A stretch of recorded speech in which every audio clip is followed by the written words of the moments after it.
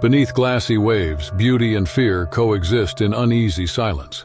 Currents shift, shadows rise, and instincts older than time ignite without warning. From South Africa's deadly coasts in 2020 to Australia's moonlit creeks in 2023, each moment spirals from calm to chaos. In this video, we'll uncover 6 chilling encounters where the sea's predators struck without mercy.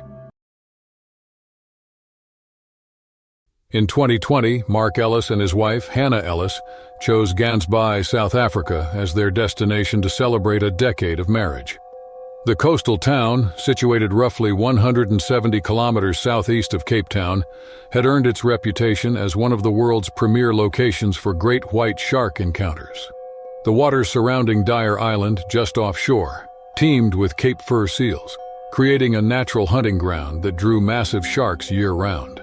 For adventure-seeking tourists, Gansbaai offered an unparalleled opportunity to witness these apex predators in their element, typically from the safety of reinforced steel cages lowered into the chilly Atlantic waters. Mark and Hannah had researched their trip extensively, reading testimonials and comparing operators before settling on what appeared to be a reputable company. The couple had always shared a fascination with marine life, and their anniversary seemed like the perfect occasion to transform that fascination into reality. They arrived in Gansbaai on a crisp autumn morning, the air sharp with salt and anticipation. Their first 2 days proved exhilarating yet entirely safe. Both Mark and Hannah descended in separate cage dives, gripping the cold bars as enormous sharks glided past, their dark eyes seeming to peer directly through the metal barriers. The encounters left them breathless, hearts hammering with a mixture of fear and wonder. Hannah remarked that evening how the sharks moved with an elegance that contradicted their fearsome reputation, their powerful bodies cutting through the water with minimal effort. On their 3rd day, a local operator approached Mark with an unusual proposition. The man, weathered and confident in the way of someone who had spent decades on the ocean, suggested something far more intense than a standard cage dive. He explained that for experienced divers willing to sign extensive waivers, the company occasionally offered no-cage open water encounters near Dyer Island. The sharks in the area, he insisted, were well-fed and generally uninterested in humans. Divers would remain near the surface, accompanied by guides with protective equipment, and the experience would provide an intimacy with the animals that no cage could replicate. Hannah expressed immediate reservations. The risks seemed unnecessary, she argued, especially when they had already experienced perfectly thrilling cage dives. But Mark found himself drawn to the idea, his adventurous nature overriding caution. He assured Hannah that the operators clearly knew what they were doing, pointing out their years of claimed experience and the impressive safety record they advertised. After considerable discussion, Hannah reluctantly agreed, though she insisted she would remain on the boat rather than participate herself. The morning of the dive arrived with unusual calm. The Atlantic, often temperamental and violent along this stretch of coastline, lay nearly flat, its surface disturbed only by gentle swells. Visibility beneath the water was exceptional, the operator noted, perhaps the best conditions they had seen in months.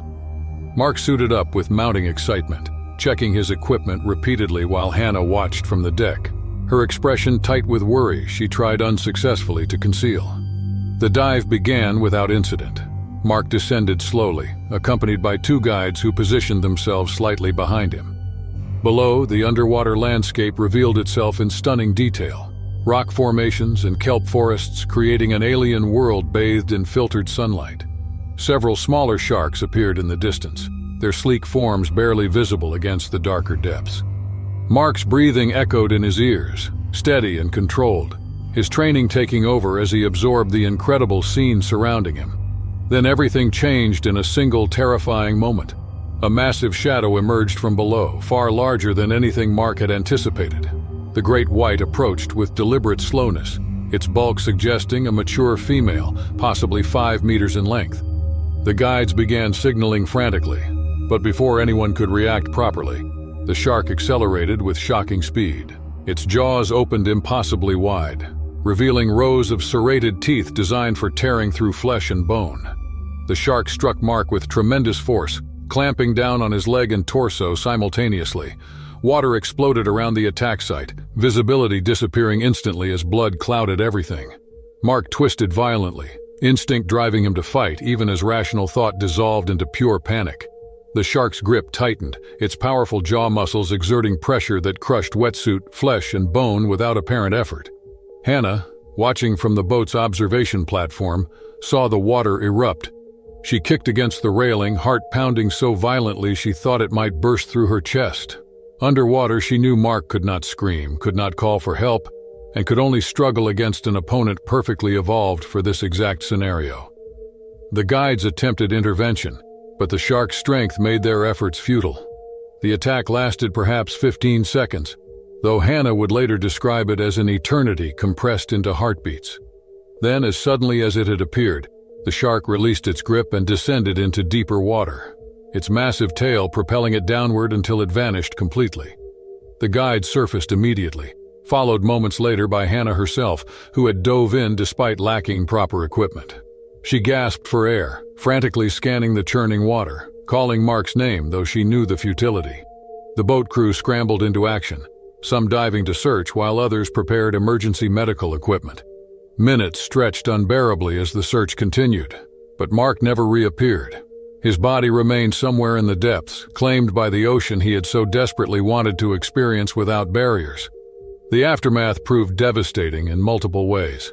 Hannah, traumatized and furious, demanded investigations into the operator's credentials and safety protocols. What authorities discovered was deeply troubling.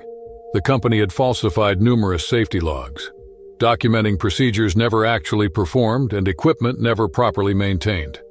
Multiple regulations regarding open water shark encounters had been systematically ignored, all in pursuit of offering extreme experiences that commanded premium prices. Hannah returned to their home alone, forever changed by those terrible minutes off Gansbai's coast. The waters that had promised adventure and unforgettable memories had instead delivered tragedy. In the years since, she occasionally spoke publicly about the incident, hoping to prevent similar disasters. Her message remained consistent and stark. The ocean demanded respect above all else, and overconfidence, no matter how encouraged by unscrupulous operators, would always be punished with swift, merciless finality. On March 14, 2025, a group of vacationers embarked on what they believed would be a perfect day aboard a private yacht off the western coast of Mauritius. The island nation, located in the Indian Ocean approximately 2,000 kilometers off the southeast coast of Africa, had long been celebrated for its crystalline lagoons, coral reefs, and luxurious tourist experiences. The waters surrounding Mauritius typically remained calm and inviting, protected by barrier reefs that created shallow turquoise pools perfect for swimming and water sports. However, beyond these protective barriers, the ocean dropped away into significantly deeper waters where larger marine predators routinely patrolled. James Whitmore, a 32-year-old software developer from Manchester, had joined 5 friends for this celebratory trip. The group had spent the previous week exploring the island's beaches and forests, and the yacht excursion represented their final adventure before returning home. The vessel they had chartered was a modest but well-appointed craft, approximately 12 meters in length, with an open deck that provided unobstructed views of the surrounding seascape. The morning had passed pleasantly enough. The group lounged on deck cushions, sipping cocktails mixed by the yacht's skipper, a local man with decades of experience navigating these waters. They had anchored near a popular spot known for its excellent snorkeling, though they remained aboard, content to simply enjoy the sun and scenery. Someone had prepared fish earlier for lunch, and scraps had been casually tossed overboard, a common practice that the skipper had not discouraged.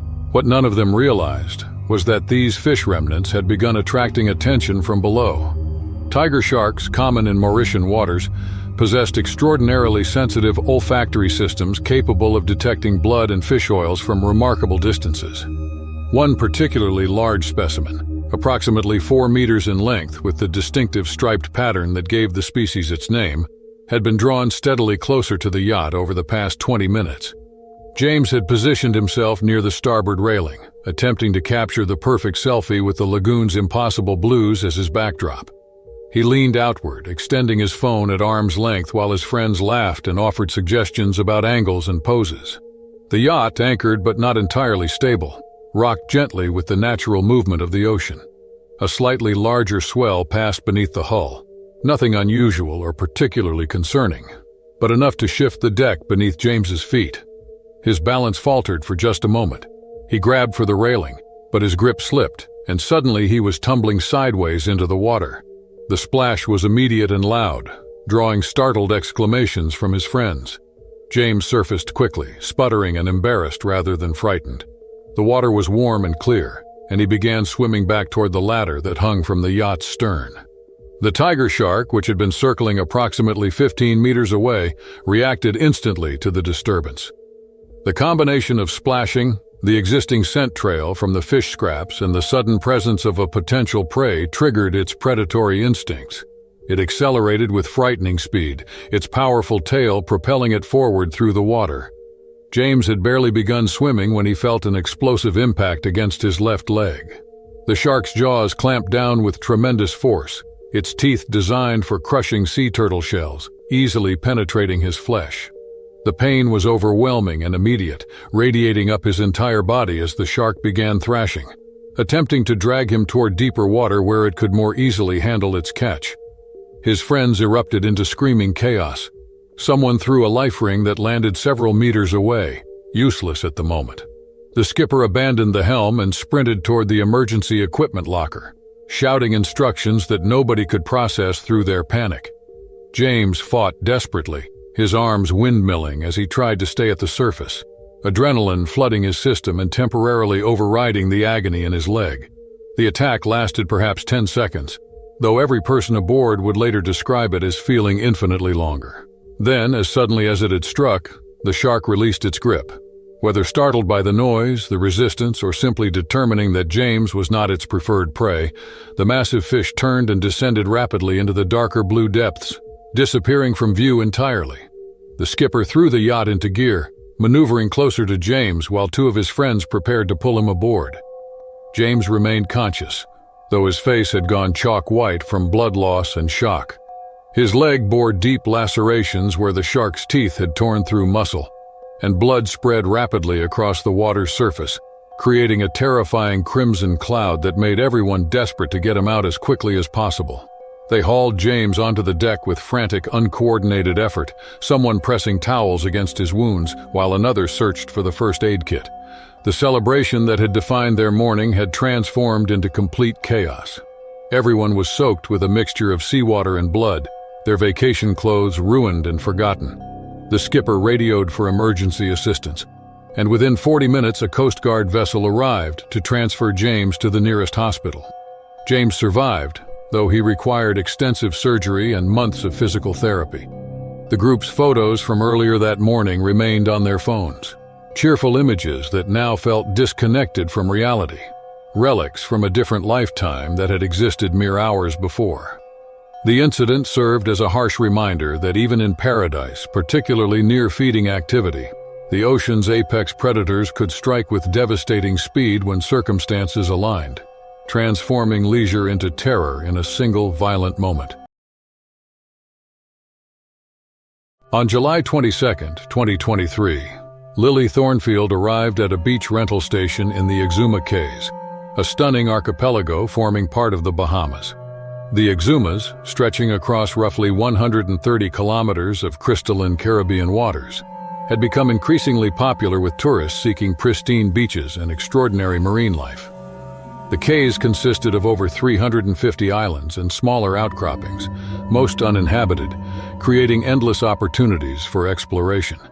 The waters here possessed an almost supernatural clarity, revealing coral formations, tropical fish, and sandy bottoms in remarkable detail, even at considerable depths. Lily, a 28-year-old freelance photographer from Portland, had specifically traveled to the Exumas to capture underwater images for a travel magazine assignment.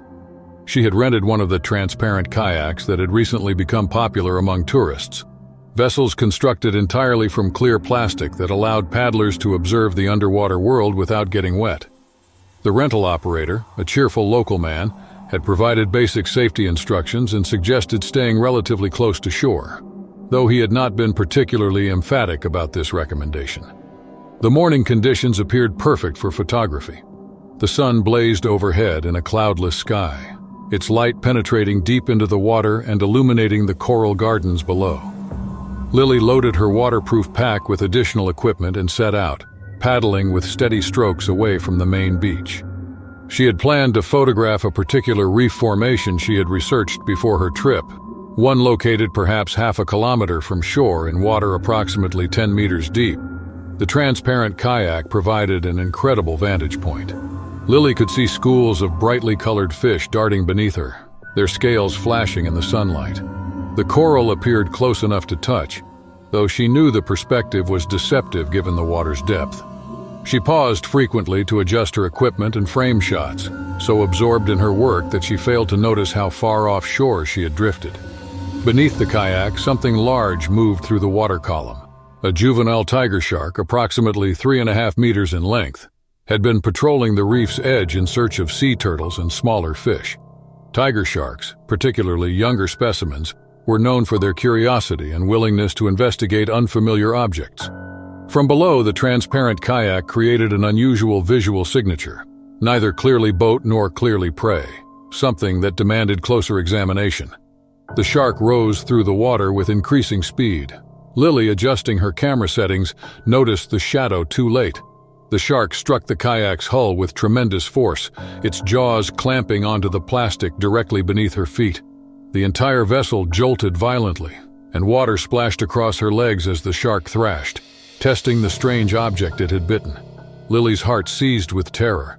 She could see the shark perfectly through the transparent hull, could see its teeth scraping against the plastic, could watch its powerful body twisting as it attempted to determine whether this thing was edible. She kicked frantically, an instinctive reaction that only seemed to increase the shark's interest. The kayak rocked dangerously, threatening to capsize entirely. The shark released its grip momentarily, circling beneath her with unsettling deliberation. Lily tried to stabilize herself, gripping the paddle with white-knuckled intensity, but the shark attacked again within seconds. This time it targeted a spot closer to the kayak's center, its teeth tearing through the plastic and creating a puncture that immediately began leaking water. The force of the second bite sent Lily lurching sideways, nearly dumping her into the ocean. She began paddling desperately toward shore, though her strokes were uncoordinated and panicked.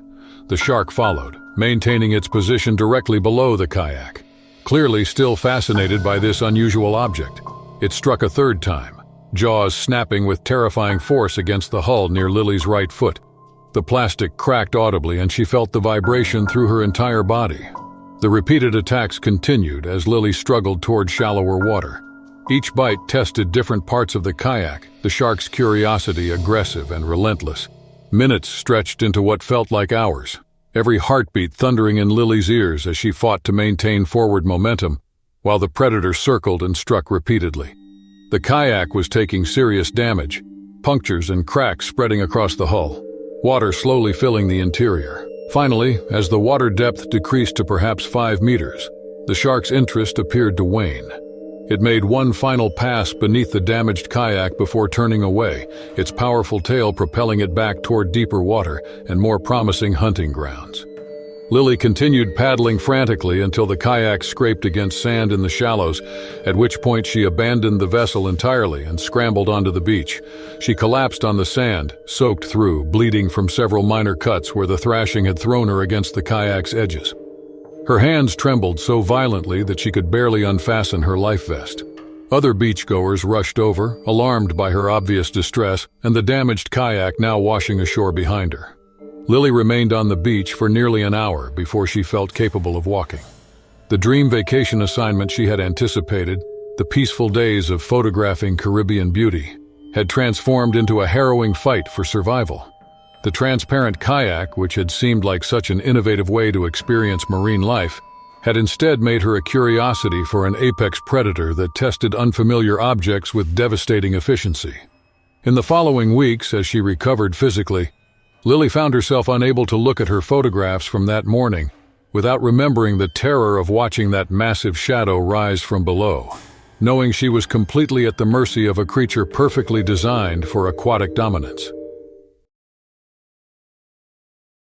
On June 8, 2019, a diverse group of tourists gathered at a small dock in Gansbai, South Africa, preparing for what their brochures had promised would be an unforgettable shark viewing excursion. Gansbai, positioned along South Africa's southern coast approximately 170 kilometers from Cape Town, had established itself as a premier destination for observing great white sharks in their natural habitat. The town sat adjacent to waters known as Shark Alley, a channel between Dyer Island and Geyser Rock, where massive sharks hunted Cape Fur seals in impressive numbers. Tour operators in the area typically offered cage diving experiences, but some companies also provided surface viewing trips for tourists uncomfortable with full submersion. The boat scheduled for that morning's excursion was notably small, measuring perhaps 4 meters in length with an open deck design that maximized visibility, but offered minimal protection from the elements or, as events would prove, from the animals they had come to observe. The vessel could accommodate roughly 8 passengers plus crew, though on this particular morning, only 6 tourists had booked the trip alongside 2 crew members. Marc Castellanos, a 41-year-old architect from Barcelona, had joined the tour with genuine enthusiasm for marine wildlife. He had spent the previous evening reviewing information about great white behavior and felt confident that the experience would be both safe and educational. The other passengers included 2 couples and a solo traveler, all equipped with cameras and dressed in layers against the cool morning air that characterized this stretch of coastline even during the winter months. The boat departed shortly after dawn, motoring slowly out beyond the harbor's protection into the open Atlantic. The water that morning appeared deceptively calm, its surface disturbed only by gentle swells that rocked the small vessel rhythmically. The crew explained their planned route, noting that they would position the boat near known shark-feeding areas but maintain a safe distance while chumming the water to attract animals for viewing. Within 30 minutes of reaching their destination, several sharks appeared. The first was a smaller specimen, perhaps 3 meters in length, which circled the boat at a respectful distance before disappearing back into the darker water. The tourists reacted with excited chatter, cameras clicking rapidly as they leaned against the low railings to capture images. The crew encouraged their enthusiasm while reminding them to keep their hands and arms inside the vessel, standard safety protocol that everyone acknowledged but few took entirely seriously in their excitement. A second, significantly larger shark surfaced approximately 20 meters from the boat. This specimen measured over 5 meters from nose to tail, an impressive, mature great white whose size elicited gasps and renewed photographic frenzy. The crew identified it as a female, likely weighing close to 2 tons, and explained that sharks of this size were among the apex predators of these waters, hunting seals with remarkable efficiency. Marc had positioned himself along the starboard side, kneeling on the deck to get a lower angle for his photographs. He leaned outward over the railing, extending his camera toward the water to capture the massive shark as it made another pass. The other tourists crowded nearby, similarly focused on their viewfinders, the boat tilting slightly under their combined weight. The great white, which had been circling at depth, suddenly changed behavior. Whether attracted by the boat's shadow, the movement of passengers, or simply acting on predatory instinct, remained unclear, but it accelerated upward with explosive speed. The shark breached partially, its enormous head rising above the surface as its jaws opened impossibly wide. The attack happened too quickly for a coherent reaction. The shark's jaws snapped violently against the hull and in the same motion clamped onto Marc, who had been leaning furthest over the side. The force was tremendous, easily pulling a man of his size directly into the water despite the crew's immediate attempts to grab him. One moment, Marc had been kneeling on deck, the next he was simply gone, dragged beneath the surface in the shark's powerful jaws. Screams erupted from every passenger. The shark thrashed violently, its tail breaking the surface as it pulled Marc deeper into the murky water. The crew member at the helm throttled the engine, attempting to maneuver closer, while his colleague grabbed a gaff hook, though both knew such efforts were likely futile against an animal of this size and strength. The water around the boat exploded into chaos, visibility disappearing as blood spread rapidly through the waves. The shark maintained its grip on Marc's torso, its serrated teeth designed specifically for tearing through flesh and bone, accomplishing their evolutionary purpose with horrifying efficiency. Several passengers later reported seeing Mark's arm break the surface briefly before disappearing again, though whether he remained conscious during those terrible seconds remained mercifully unknown. The attack lasted perhaps 2 minutes before the shark descended into deeper water, taking Mark with it. The crew immediately radioed for emergency assistance, though they already understood the grim reality of the situation. Rescue vessels arrived within 20 minutes, joined shortly by police and wildlife officials. But despite extensive searching throughout the afternoon, Mark's body was never recovered from the Atlantic's depths. The surviving tourists were transferred to shore in a state of profound shock, several requiring medical attention for trauma, despite having suffered no physical injuries themselves. In the days following, authorities investigated the incident thoroughly, but ultimately concluded that the attack, while tragic, did not reflect operator negligence or unusual shark behavior. The waters off Gansbai remained unpredictable, and great whites, particularly large, mature specimens, possessed both the size and predatory instinct to make even supposedly safe surface viewing tours potentially deadly. The incident served as a sobering reminder that proximity to apex predators, regardless of precautions or assumed safety measures, carried inherent risks. Small boats in shark territory, however experienced their operators, could never guarantee complete protection against animals that evolution had perfected for sudden, overwhelming violence. On August 19, 2023, Liam Harper, a 29-year-old backpacker from Queensland, set up camp along a remote tidal creek in the Northern Territory of Australia. The region, characterized by mangrove forests, tidal flats, and countless waterways that shifted between fresh and salt water depending on tidal cycles, represented some of the most pristine wilderness remaining on the continent. However, this same isolation and natural beauty came with significant dangers, particularly regarding saltwater crocodiles, the apex predators that had inhabited these waters for millions of years. Liam had been traveling through the Northern Territory for 3 weeks, exploring areas far from typical tourist routes. He considered himself experienced in bush camping, having spent considerable time in Queensland's backcountry, though he had relatively less familiarity with the territory's specific hazards. The tidal creek where he had chosen to camp appeared perfect for his purposes, offering flat ground slightly elevated above the waterline and easy access to water for cooking and cleaning. He had pitched his tent approximately 15 meters from the creek's edge, a distance that seemed adequate given his understanding of crocodile behavior. What Liam had failed to fully appreciate was that saltwater crocodiles routinely traveled significant distances from water, particularly during high tide, when their territorial range expanded dramatically. Additionally, the species was predominantly nocturnal, meaning that activity levels increased substantially after sunset. The evening passed quietly. Liam prepared a simple meal over his camping stove, rice with tinned vegetables, and ate while watching the sky transition through spectacular colors as the sun descended toward the horizon. He cleaned his dishes in a collapsible basin, intending to dispose of the water well away from his tent to avoid attracting wildlife. The tide had been rising steadily throughout the afternoon, and by full darkness, the creek had swollen considerably, water lapping much closer to his campsite than it had been when he arrived. Around 11 in the evening, Liam realized he had neglected to properly clean his cooking pot. Rather than leaving it until morning, he decided to quickly wash it in the creek, reasoning that a brief trip to the water's edge posed minimal risk. He grabbed the pot along with his camping stool, thinking he would sit comfortably while rinsing the utensil. The moon was nearly full, providing enough illumination to navigate without his headlamp. He reached the creek's edge and stepped into the shallows, water immediately covering his feet and rising to mid-calf. The temperature was surprisingly warm, and the gentle current created by the incoming tide felt pleasant against his legs. Liam set his stool on the muddy bank and began scrubbing the pot with a small brush, completely absorbed in the mundane task. The saltwater crocodile, estimated later by wildlife authorities to measure approximately 4.5 meters in length and weigh close to 450 kilograms, had been lying motionless in the shallows, roughly 8 meters away. Its eyes and nostrils barely broke the surface, the rest of its massive body submerged and invisible in the dark water.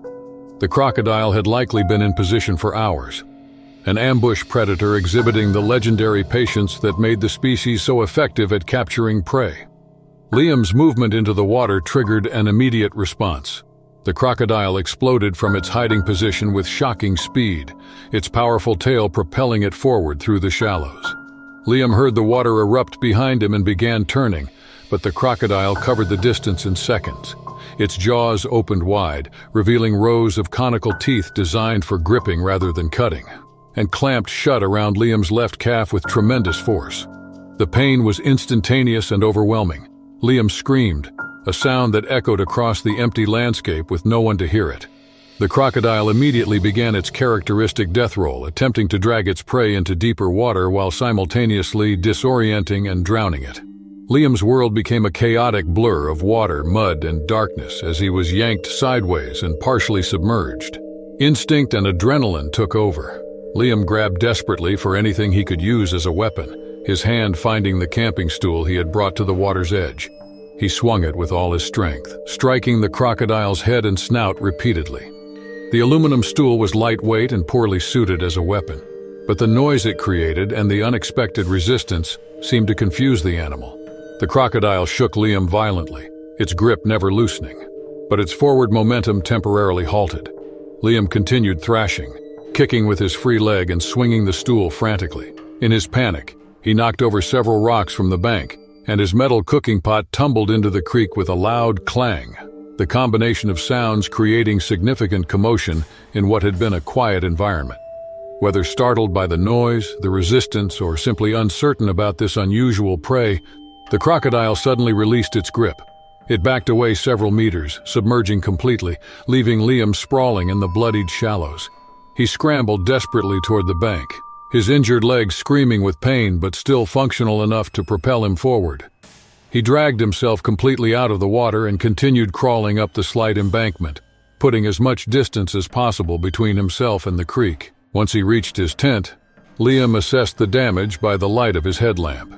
His calf bore deep lacerations where the crocodile's teeth had punctured through muscle, and his ankle was visibly swollen, likely fractured from the animal's shaking. Blood soaked through his pants and pooled on the tent floor. He used his first aid kit to apply pressure bandages and consumed pain medication from his supplies, though he knew these measures were inadequate for injuries of this severity. Liam spent an agonizing night in his tent, afraid to move and uncertain whether the crocodile remained nearby. At first light, he packed his essential gear and limped to his vehicle, parked approximately half a kilometer away on a rough track. The journey took over an hour, each step sending fresh waves of pain through his injured leg. He drove himself to the nearest town, arriving at a small medical clinic where staff immediately arranged emergency transport to a larger hospital in Darwin. The injuries required extensive treatment, including surgery to clean and repair the deep tissue damage. Liam spent 2 weeks in the hospital and required several months of physical therapy before regaining full mobility. Wildlife authorities who investigated the incident noted that his decision to enter the water at night, particularly during high tide when crocodiles were most active, had placed him in extreme danger. The species was responsible for several fatalities each year in the Northern Territory, almost always resulting from people underestimating the animal's speed, power, and willingness to attack humans who entered their territory. Liam's survival, the officials noted, had depended largely on the makeshift weapons he had available, and sheer luck that the crocodile had not succeeded in dragging him into deeper water where escape would have been impossible. On February 11, 2024, Mia Caldwell and Lucas Brennan arrived in the Exuma Cays, an archipelago forming part of the Bahamas that stretched across roughly 130 kilometers of pristine Caribbean waters. The couple, both in their early 30s and avid kayakers from Vancouver, had planned this trip for over a year, attracted by descriptions of hidden beaches, crystal-clear channels, and unparalleled opportunities for exploring isolated cays accessible only by paddlecraft. The Exumas consisted of more than 350 individual islands and smaller formations, the vast majority uninhabited and connected by shallow turquoise passages that revealed coral formations and marine life in extraordinary detail. They had rented tandem kayaks from a small operation on the main island, loading their vessels with dry bags containing lunch, water, and photography equipment. The rental operator, a weathered local man with decades of experience in these waters, had provided a basic map highlighting recommended routes and suggesting they avoid the narrow channels during tidal changes, when currents became unpredictable. He had mentioned nothing about sharks, and neither Mia nor Lucas had considered them a potential concern in such shallow, seemingly benign environments. The morning paddling proved spectacular. They navigated through passages barely wider than their kayaks, the water so clear they could count individual grains of sand on the bottom 3 meters below.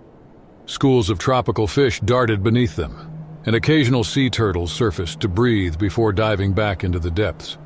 By early afternoon, they had covered perhaps 8 kilometers, pausing frequently to photograph the scenery and simply float in the warm water, soaking in the isolation and beauty. They entered a particularly narrow channel between 2 uninhabited islands, its width perhaps 20 meters at the widest point, with coral heads visible on either side creating natural barriers. Lucas paddled in the lead kayak while Mia followed approximately 10 meters behind, the two maintaining a comfortable pace while discussing which beach they would target for lunch. Below the surface, unseen by either paddler, a bull shark had been patrolling the channel for the past hour.